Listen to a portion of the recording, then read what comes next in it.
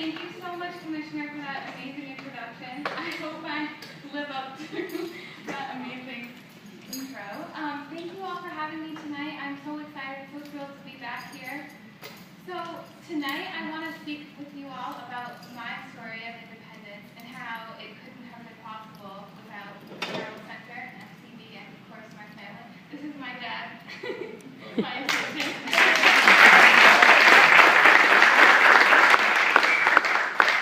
And then I also have up here with me my seeing eye dog, Renee, a black lab.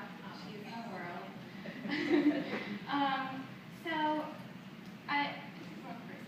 So I want to tell you about my family, my two families. My biological family that you can see pictured here, my two brothers, my grandma and my parents, and the Carroll Center. They've both been so pivotal for me to reach my independence. So a little bit about me, I love to travel. I've been to Ireland, England, Portugal. I've also been a lot of places in the United States, mostly thanks to the Carroll Center. I love reading. Harry Potter is my favorite. And I currently attend, as you heard, Boston College Law School. Just entered my second year. Thank goodness the first one's over.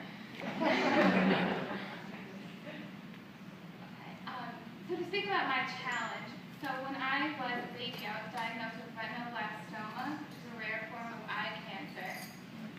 But to me, independence means that I wouldn't let this challenge define me, but rather make my definition about the spirit of freedom that abounds every day here at the Carroll Center.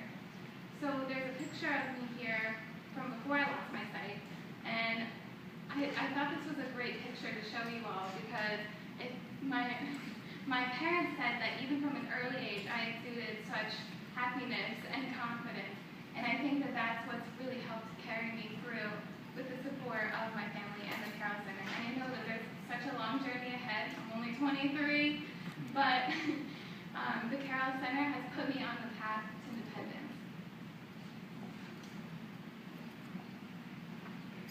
So, what does independence mean conceptually for me? Well, it's learning to communicate through programs like the Braille Challenge, where I honed in on my Braille skills, and there's a picture of me from the national competition in California, where I was so fortunate to win. And it's also building confidence through recreational activities in the Carroll Center summer programs. So before, you heard about how I went surfing and rock climbing and a couple different things. I have some pictures from that as well.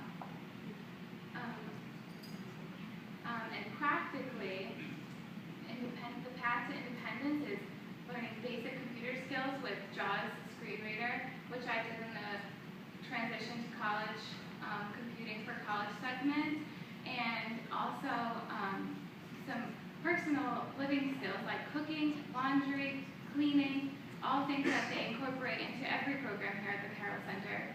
So really what it comes down to is unique ways to adapt to ensure that my life is just as fulfilling as anybody else's.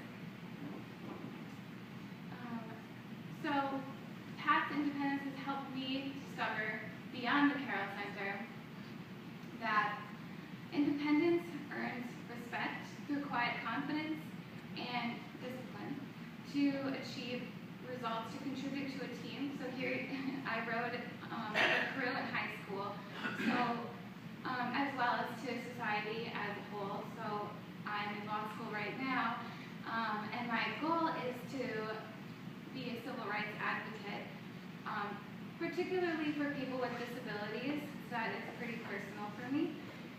So it can continue on to when I went through college and graduated magna cum laude with my bachelor's of art in psychology, and I had a great 4 years being very involved, as you heard, with student government, newspaper, chorus, and a lot of other things that carried me to where I am today. And Renee, when she graduated too, so Renee, we had to give Renee a cap and gown as well. That was really, I don't think she loved it, but we all did.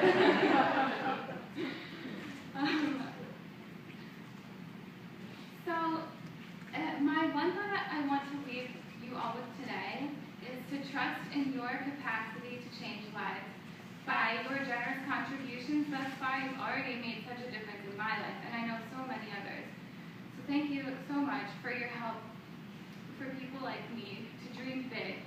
And in terms of the pathway to independence, well, your generosity and nurturing care has made all the difference. And I couldn't thank you enough for that. Thank you so much for having me, and please, if there are any questions, and if we have time, I'd be glad to take them.